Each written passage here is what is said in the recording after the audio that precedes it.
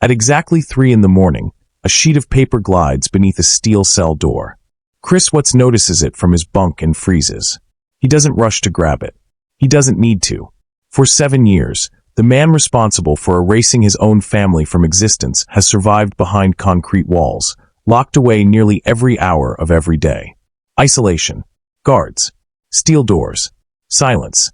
But as 2025 began to draw to a close, something shifted.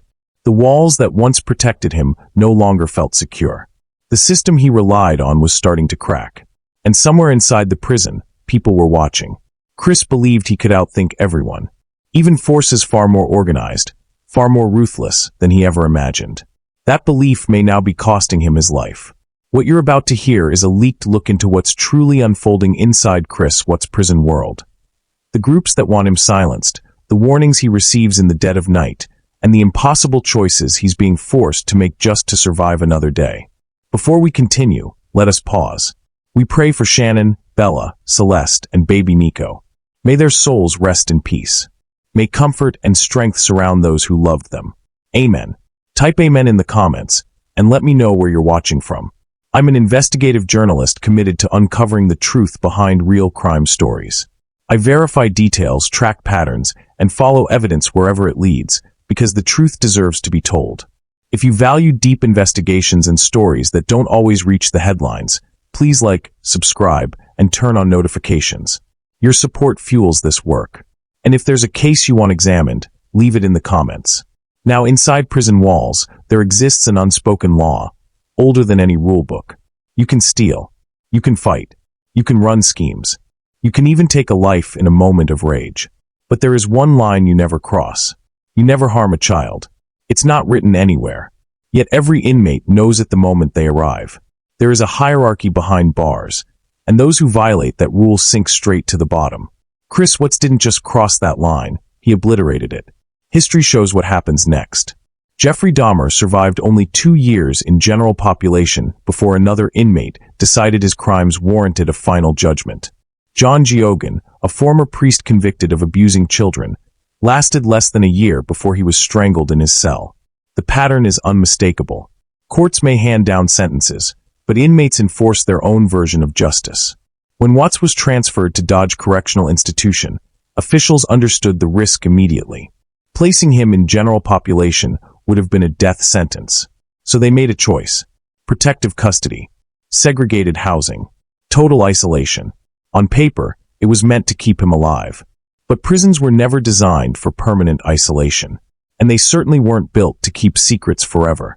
Over time, conversations began circulating. Different groups started discussing what should be done about Chris Watts. Then came late 2025. Budget cuts hit Dodge Correctional.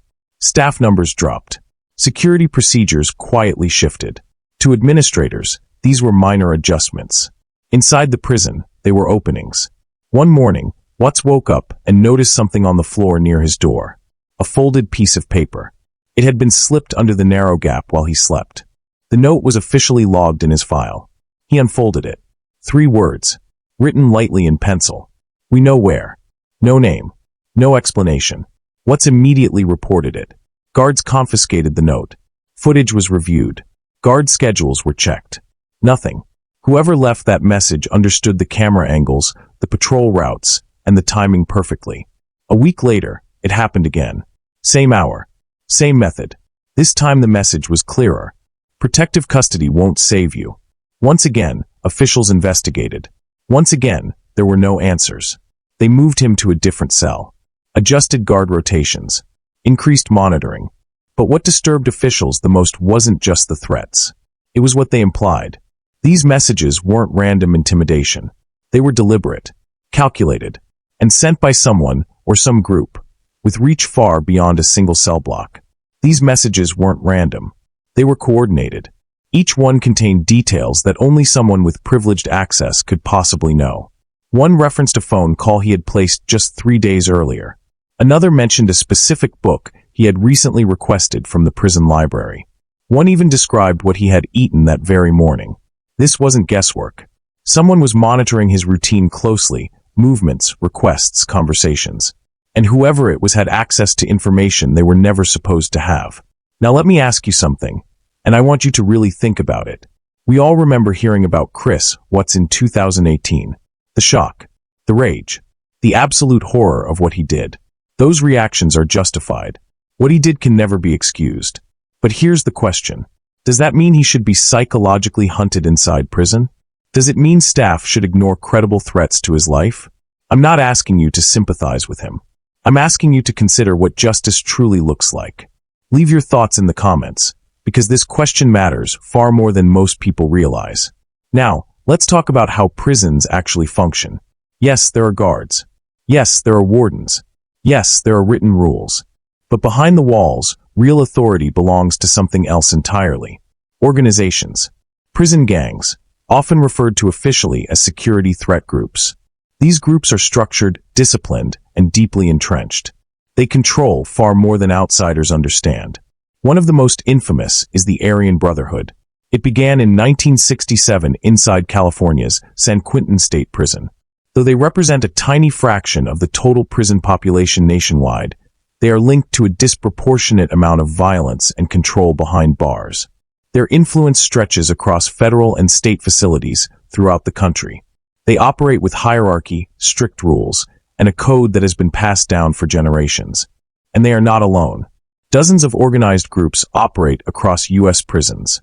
Each controls territory, contraband routes, internal discipline, and conflict resolution. Despite their differences, there is one belief they all share. Those who harm children are not entitled to protection. According to internal sources, 3 separate groups had already reached a conclusion about Chris Watts. The Arian Brotherhood moved first.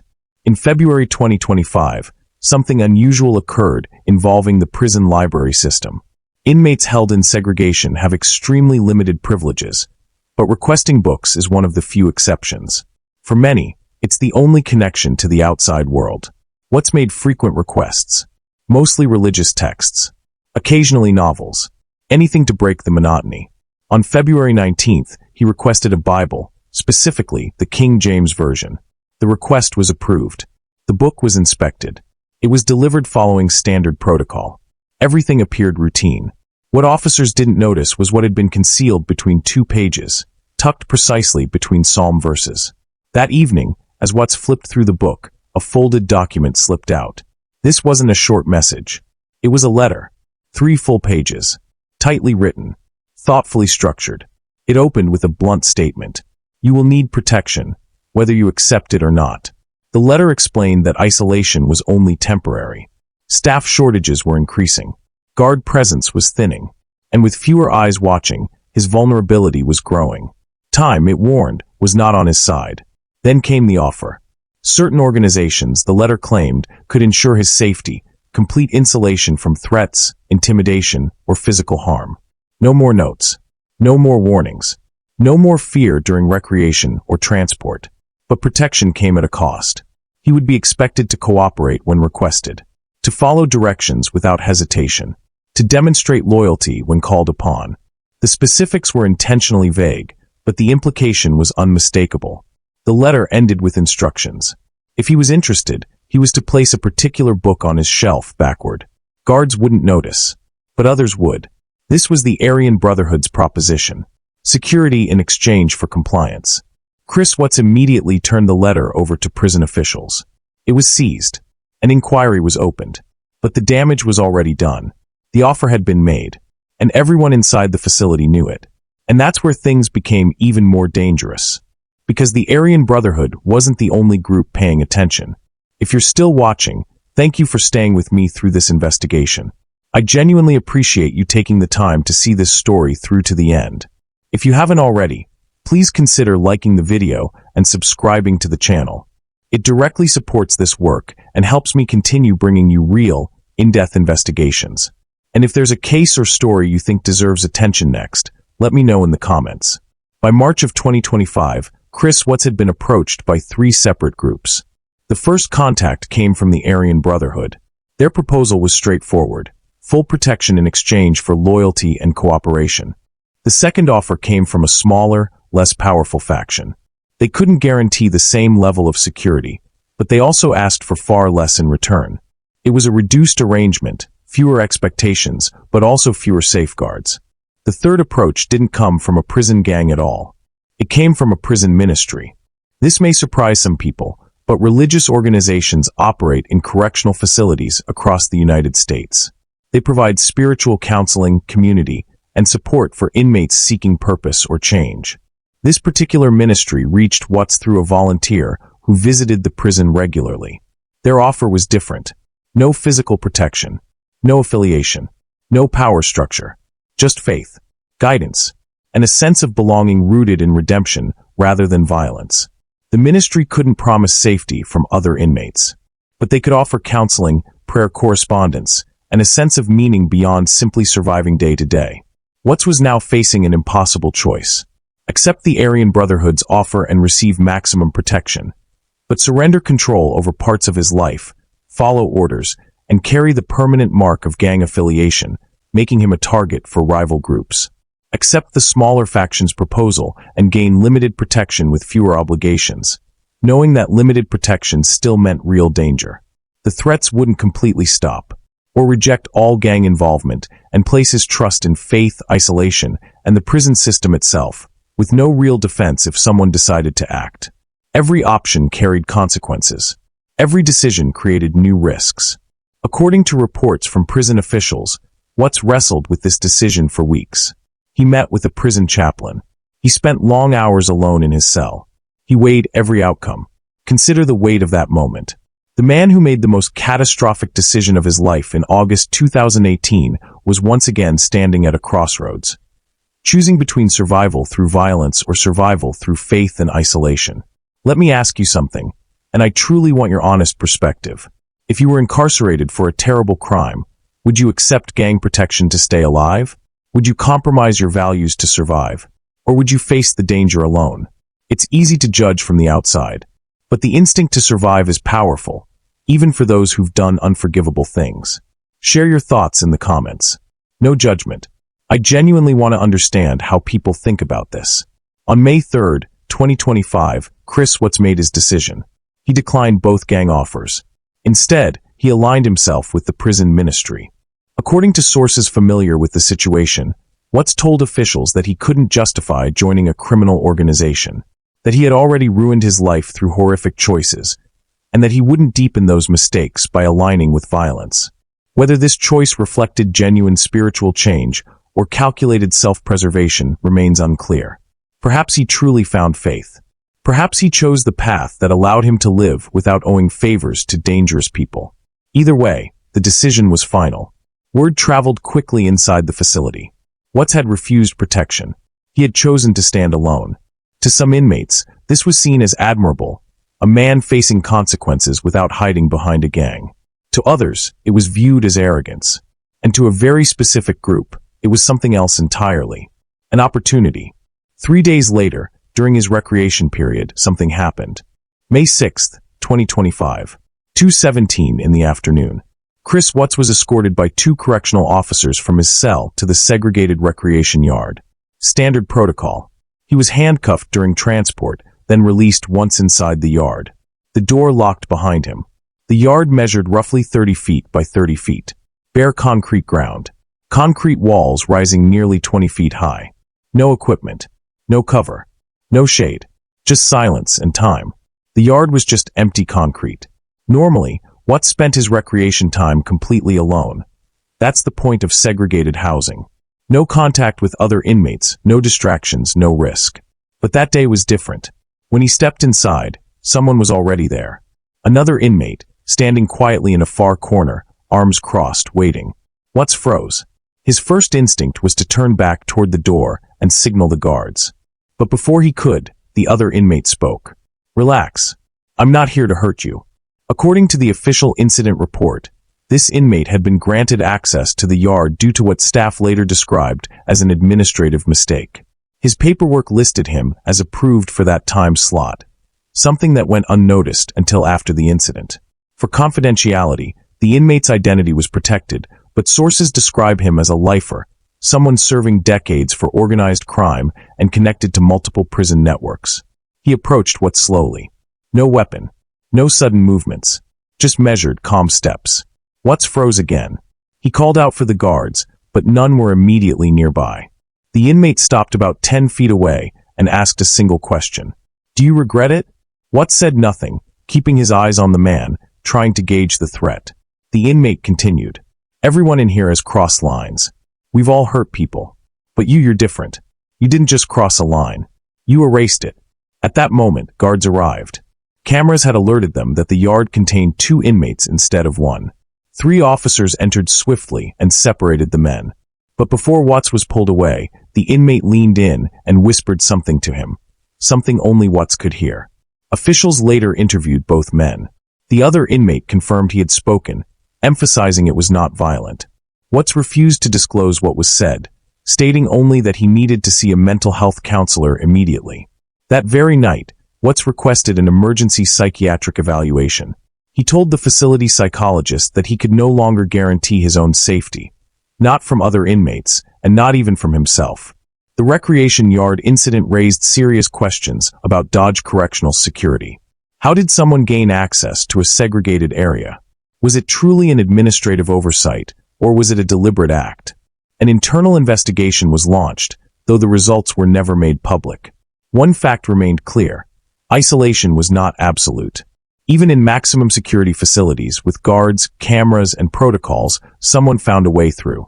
If it could happen once, it could happen again. So, what does living under constant threat do to a person?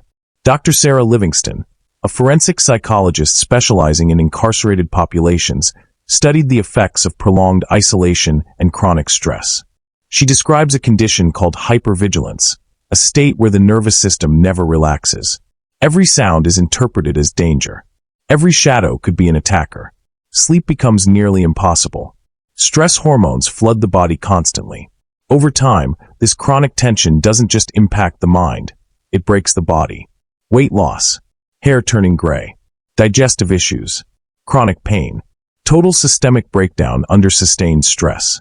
According to prison medical reports, since early 2025, Watts has lost over 30 pounds. His once dark brown hair is now streaked with gray.